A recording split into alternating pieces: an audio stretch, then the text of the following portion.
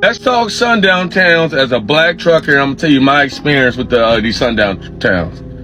I don't eat nobody's food but my own food. I've been poisoned before out here in one of these sundown towns. I was sick for a week, like a dog. I had went in there, went to the diner, got something to eat, sick to the stomach. I couldn't hold nothing down for a whole week. Don't eat shit. Number two, always keep that. I don't give a if you a felon. You hear me? They don't care about you. The company don't care about you. So you better bring that shit with you. I hate when people are like, you're an amateur boxer. Boxing is a sport. We don't do that in the street. We don't do that. And there was a time I was in the sundown town. Somebody called me a when I was walking. This is all when I was a rookie. When I was walking across the street because I didn't know no better. I didn't stay in this truck. My dumb ass was exploring like a loser, like Dora. I'm out here walking around all these racist white people with all these American flags everywhere. Number one thing you need to do, stay your ass in the truck, get that concealed carry, and get the fuck out of there. Don't spend the night, drive 50 miles away. Find you a little warehouse or something to park at or something. You'll always find a warehouse anywhere. Fuck all of that. Hope that helps somebody out.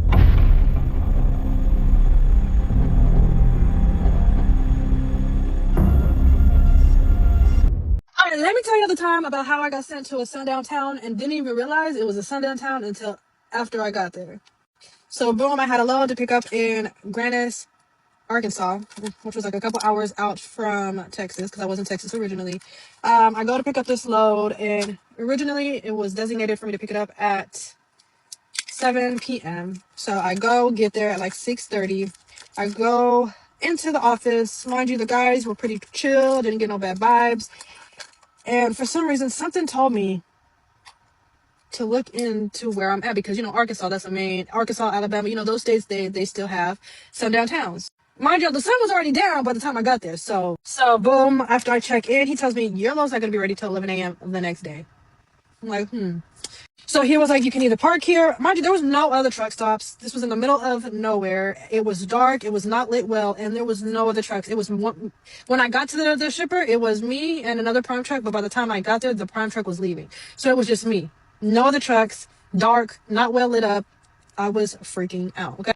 So after finding out it was a sundown town, I'm like, no, Lord, please, no. So I stopped and I'm like, okay, maybe I'm just going to drive back down to the closest truck stop, which was like an hour and 30 minutes away. And then after thinking about it, I was like, girl, hell no, don't do that because they already know you're black. They know what your truck looks like. You drive down the road, somebody can A, follow you, B, come and knock you off the road and knock you into the bushes, and C, a cop can pull you over. And I heard cops are the main ones that be taking people and doing the weird shenanigans with them. So I was like, you know what? Let me just stay at this Tyson because so boom, I end up staying here, close my curtains, lock the doors. And I'm just thinking, like, I'm overthinking so bad. I got babies to make it home too. So I'm just like, Lord, I pray, and the praying doesn't help me. It doesn't soothe me. So I'm like, girl, crying ain't gonna do nothing for you. So I open up my Bible and I start reading scriptures, and the scriptures just provided me that soothing that I needed to know that I was not alone and that God was my protector. Even though I already knew that, but God is my protector and he's going to protect me and watch over me while I'm on this facility. And I think that's one thing that I don't like is that they say you can't carry a pum because what happens if something would happen to me? I don't have. So I ended up falling asleep. I wake up the next morning and I go inside to check if my load is ready because it's like 9-10 a.m. Y'all, that dude that was in there, oh, he was definitely racist. He seen me and he opened that door to let me in. The look on his face of disgust when he see me. Like, I think you can tell when somebody is racist or when somebody don't like you for your skin. You can tell. He made it known, okay? He definitely made it known. He didn't have to say nothing, but by the look on his face, he was one of them. And if he would have been there at nighttime when I was there at nighttime, it would not have been good. He probably would have called his friend, his other friend, and thank God that he was not there when I was there because all his clan to come and get me. That's how he looked. Like, he looked like he was the one that used the hard N-word, okay? He was one of them, for sure. The way he was talking to me was just so reckless, but all I could do was smile and, just let him feel how he felt about me because of that was my experience in a sundown town. 0 out of 10, don't recommend it. Check where you going before you go. Don't be like me. Don't be like me, y'all, because I ain't do my research like I normally do. And look where it got me. So I done parked in a Sundown town. Let me tell you what happened. So I parked my truck, went across the street to the Dollar General. So while I'm at the Dollar General, I'm sitting over there just walking around trying to see if I need some stuff for my truck. After I was in there for a minute, somebody come up to me and said, "Hey man, I like your shirt." Like, and I was like, "Yeah, thank you, man. It's my design. It's highway hustling." Well, you know, they asked me, "Well, how you come up with that right there?" So then, you know, they leave after we talk or whatever. So they leave, go down the aisle. As they go down the aisle, I'm sitting over here just looking around. So then the guy he said, "Well, you better watch yourself. You know we're supposed to get some snow." I said, "That's fine. I'm just riding through. I ain't even, of course I had on my shorts and I had on this hoodie." And so I said, "I'm just riding through." After I said that right there, another guy who looked like he was president and CEO of the trailer park comes around and say, "Where you from?" And I said, "Well, I'm from Georgia." That joker that I just got finished talking to from the other end of the aisle yells out and says, "This right here, you a long way from home, boy." Hey, when he said that, I looked down there. He said that with so much rosewood in his voice. He said that with so much Mississippi burning in his voice. I said, "Man, let me get my stuff and get out of here." I went up to the front, paid for my stuff, and I was gone.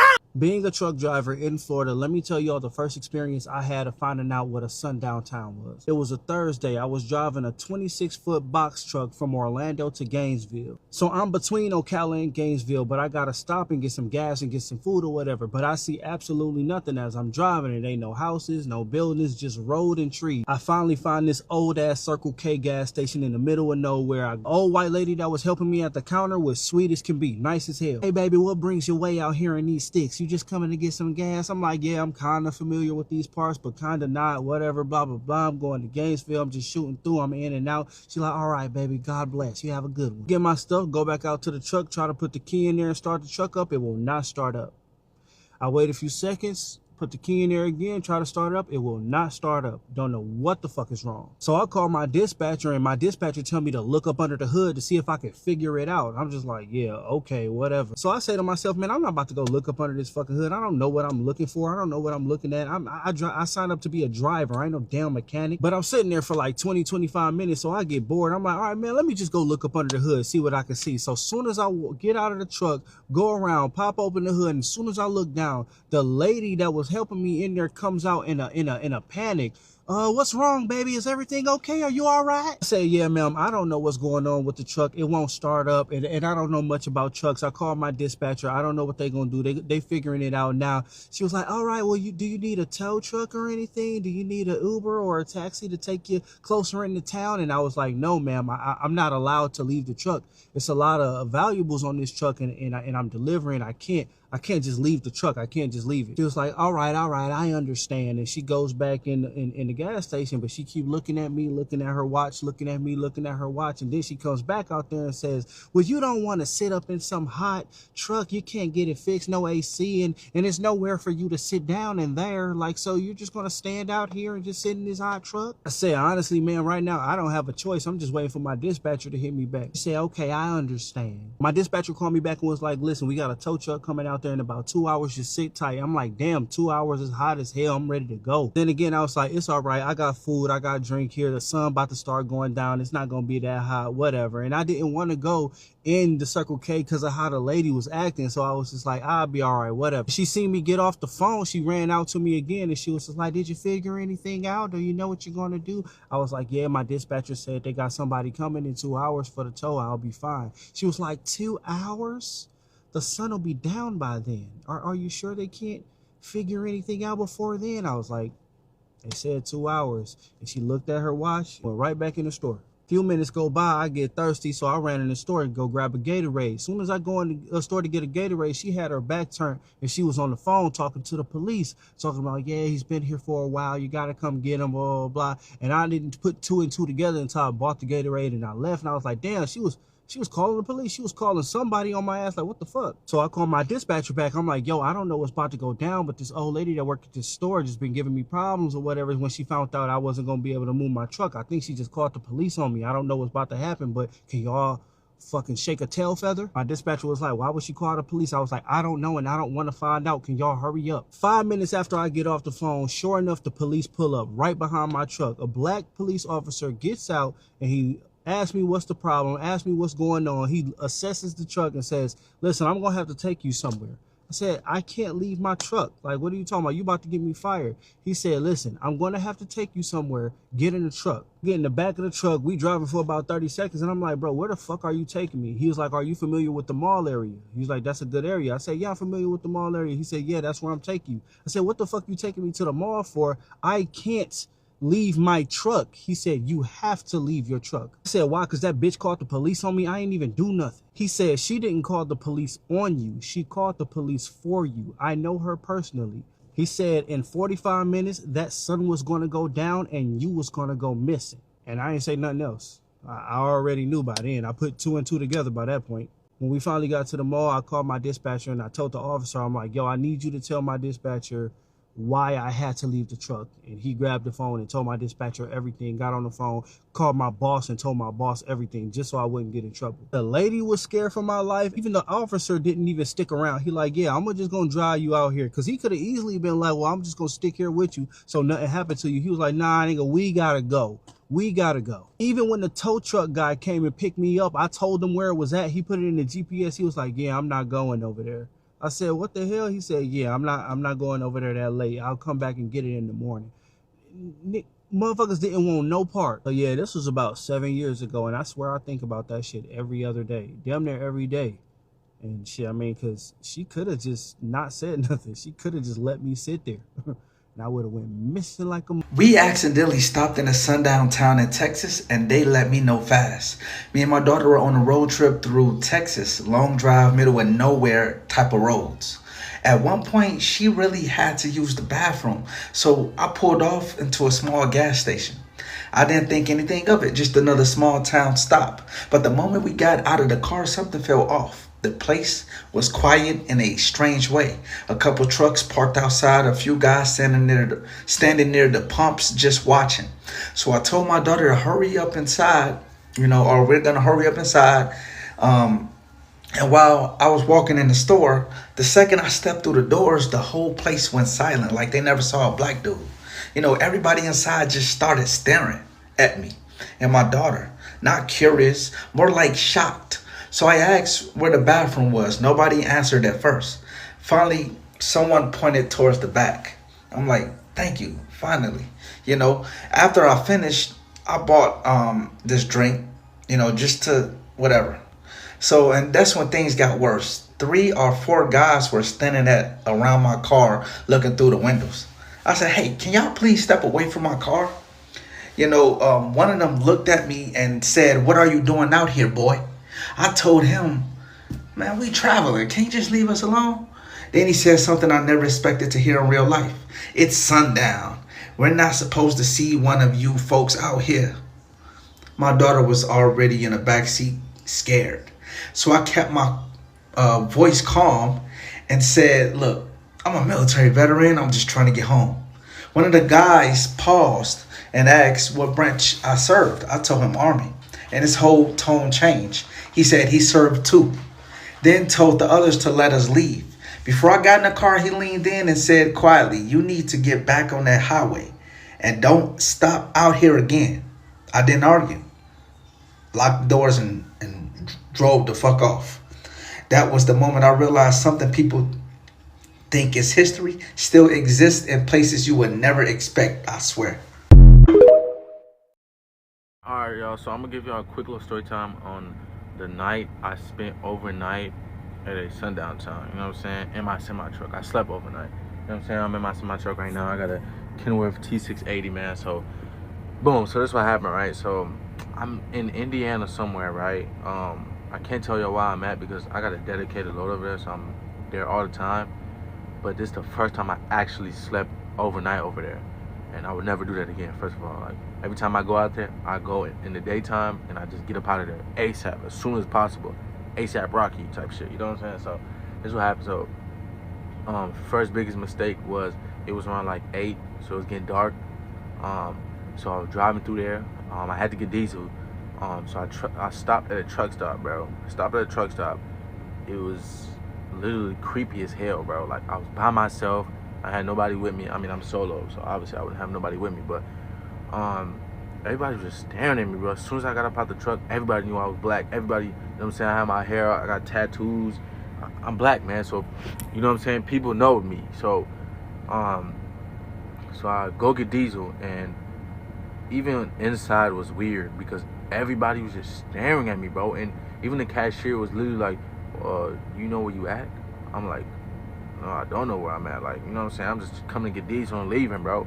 And he was giving me problems, bro. And I was swiping the car. He was like, the card is not working. I'm like, bro. So I had to call my dispatch, everything, bro. Giving me problems already in there, bro. So I'm thinking none of it, right? So finally the car works. I go up in there. I get up out of there, get diesel, pump my shit up, and pull off, right? So I'm not thinking nothing of it. But I see this minivan, right? And I seen them parked at the parking lot. Like, they wasn't getting diesel. They was just parked. You know what I'm saying? So I see them following me, bro. So I'm going to drop off my load, right? And mind you, the load from the drop-off location and the truck stop is literally like 45 minutes apart from each other. So they was following me the whole time, bro. And mind you, like, I'm not thinking of anything of it. Like, I'm like, okay, these motherfuckers is probably going the same way as I'm going, you know what I'm saying? So fast forward, I get off the exit, and I work for a small company, you know what I'm saying, that delivers like wood chips and hay and stuff to like farms and stuff, right? So I'm going to like a creepy ass farm, you know what I'm saying? So I get off the highway, and bro, I'm telling you, even the damn, and by where my drop off location is a damn Sundown town, because it's literally nothing out there, creepy as hell, no lights, no nothing, bro. The only lights is in the lights on the highway, you know what I'm saying? So I get over there, bro, and I get off the highway, and this car is still following me, bro. This car is literally still fucking following me, bro. So I'm like, oh hell no, bro. There's something in my head, like, you know what I'm saying? I'm black, bro. So I'm like, oh, it's something up, bro. It's something up, man. This can't be right, bro. So I get to my drop-off location, and lucky there's security, and there was a gate, and she was like, we can't unload you tonight. So I'm like, what the fuck? And she was like, you can't park inside the gate so you can sleep either. You have to sleep outside, either outside the gate or like across the street or somewhere else. I'm like, oh hell no, bro. Like, what the fuck? So I'm like, all right, I'm about to just sleep by the gate, bro. Like, you know what I'm saying? Like, so if anything happened, bro, the security guard is right there. And mind you, the car, as soon as I pulled into the gate, like to deliver my load,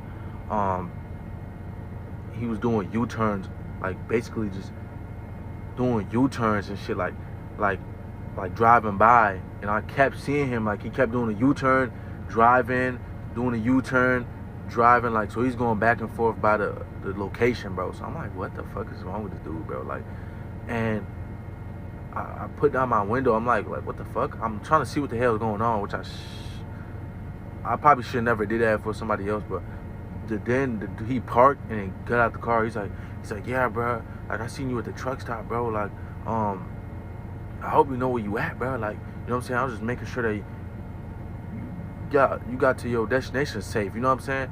So I'm like, what? Like, I'm like, where am I at? He's like, you in one of them places, bro. I'm like, I know I'm not in O Block. What the fuck? Like, you know what I'm saying? Like, you know what I'm saying? Like, so I was like, bro, what the fuck? Like, them shits is actually real, bro. So y'all should realize, be aware of this stuff, bro.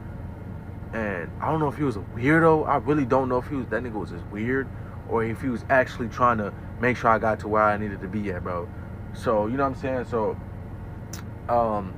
basically, his ass just left, and, you know what I'm saying? For the whole night, I slept right in front of the gate, and I low-key barely slept. I had my eyes open.